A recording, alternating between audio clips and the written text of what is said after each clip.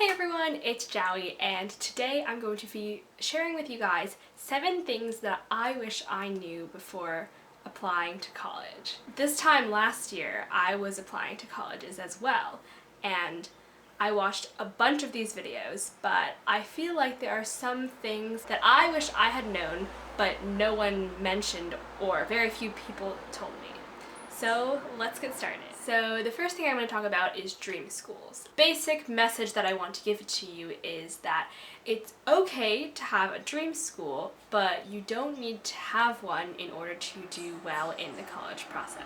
This is quite a controversial topic because some people say that having a dream school is the worst idea ever, you get too caught up into it, and that you don't focus on all the other schools that you would be a good fit for. On the other hand, there are many people who live by the idea of a dream school, of having that goal and going somewhere with it, maybe not getting it into the dream school, but then landing among the stars, so as to say. So here's what I think. If you have a dream school, then great. It'll motivate you to do well and to work hard, but just be prepared to have your heart broken if you don't get in, if you get deferred, waitlisted, or rejected. I mean, it's called the dream school for a reason, right? It's like the school of your dreams. So sometimes dreams can't become a reality. But I do think that when you have a dream school, you are pretty narrow-minded and really only think of that school. If you don't get in, then it does give you a look into reality and the real world. Like, you don't always get what you want, right? The next thing I wish someone had told me is that the first half of senior year is going to be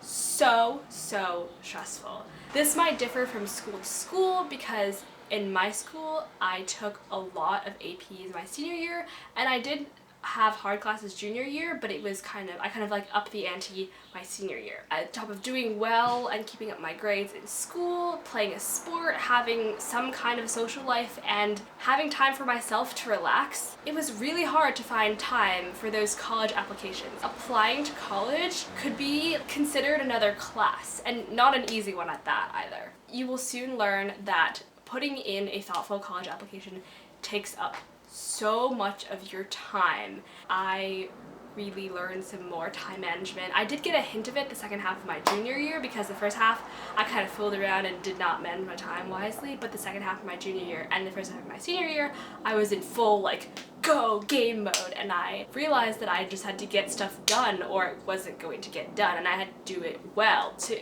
The third piece of advice that I'm going to give is that if your financial circumstances permit, apply to as many schools as you possibly can. I hear so many people say not to apply to more than 5 or 8 or 10 or 12 schools. Honestly, I just think it depends on the person. I think that applying to around 2 or maybe 3 safety schools, some match schools, and a bunch of reach schools might work well for you if you are trying to get into a top 20 or 30 school. I know that many of the other people that I know who wanted to get into a top school also applied to more than 15 schools. So it's definitely not uncommon. Essentially, the college admissions process is kind of a crapshoot. You never really know what top schools are looking for. My next piece of advice would be to apply to many different types of schools. By types, I mean in size, public versus private, and geographically. You might be one of those types of people who is really dead heart set on going to a small liberal arts college in the Northeast, or a large public university in California, or something like that. But I honestly do think it's a good idea to apply to a large variety of schools. I applied to schools all over the place: the Midwest, the South, the North, East, the West Coast, just all around everywhere. So even if you do have a good idea of what you want, maybe switch it up a bit. I know some people who really only focused on applying to small liberal arts colleges or only to large universities, and that worked out really well for them. Nonetheless, I am very glad that I applied to many different schools because they do say that you never know what college is like or what you like in a college really until you get there. Another thing that isn't often advertised is applying with different majors. Okay, this might seem a bit radical, and this does not apply to everyone, but I think it worked out well for me because I was not dead set on a career path or a certain field that I wanted to pursue after high school. And so I kind of did not know what I was going to do, and I ended up applying to a bunch of different majors: mathematics, economics, biology, cognitive science, and linguistics. Like, I applied to a huge range of majors. I knew that I was someone who had my fingers in a lot of different paint pots, meaning I was involved in a lot of things, but only to a certain extent, so I didn't really focus my extracurriculars, which is something I definitely would have done differently if I had to relive high school. So many colleges do not accept my major, some do. It kind of depends. You might have to do some research on that, but applying to different majors does give the admissions officers different perspectives in how you would fit into the class. Really what they're looking for when they scan through all the applications for that year is what would make a well-rounded class, not a well-rounded student. By the way, if you do try this, remember to kind of tweak and revise your activities list in both in the content and the order, and your supplements to fit the major that you're trying to express interest in. The next thing I wish I had known is that good college supplements take a lot of time to write. But just because you spend a lot of time on a supplement does not mean that it's going to be amazing. I started writing a lot of my supplements in the summer, but I finished most of them in December, which is also when I decided to apply to some other schools at the last minute. Please don't be like me. Don't do that. My winter break was not a break because I spent most of it writing, revising, editing my supplements, and like making sure my Common App looked pristine. And my Christmas lasted like a good 20 minutes. Yeah, that's how busy I was. Some supplements that I spent a lot of time on and really ran my brain to try to think of good answers for didn't turn out so well and were kind of a fail. But some other supplements that I had worked a decent amount on actually turned out really well, just because the prompts were questions to which I had really good responses for and had already thought of. So here's a tip for you.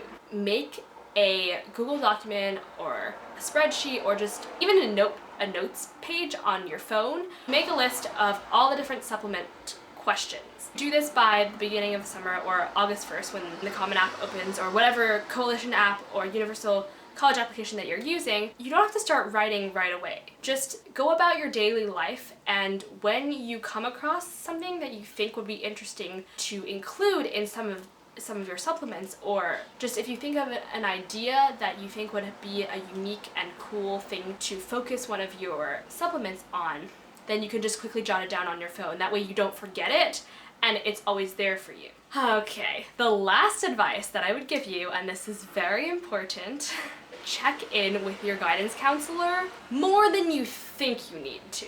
So, story time.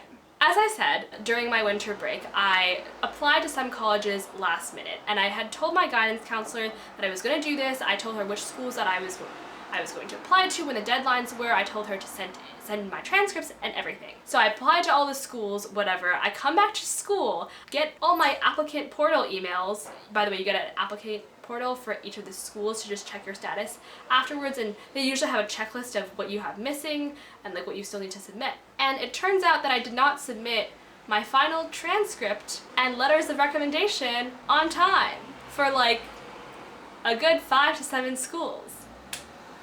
So that was great. In the end, it turned out to be okay because they weren't really like super harsh deadlines and everything was done electronically, so they need to be processed anyway. That was a relief. But be sure to tell your guidance counselor what schools you're applying to, when you are doing that, when you need specific documents by, and be sure to please remind them, because guidance counselors forget. They're human too. They have a lot of students to keep track of, and you don't want to be freaking out like me at the last minute trying to get all your documents in.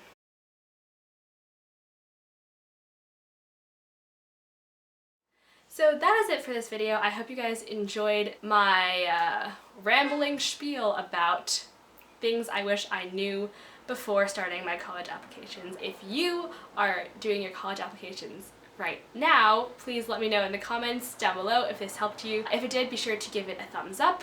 You can subscribe by hitting that red button down below. Be sure to watch my other college-related videos if you would like, and I will see you guys in my next video. Bye!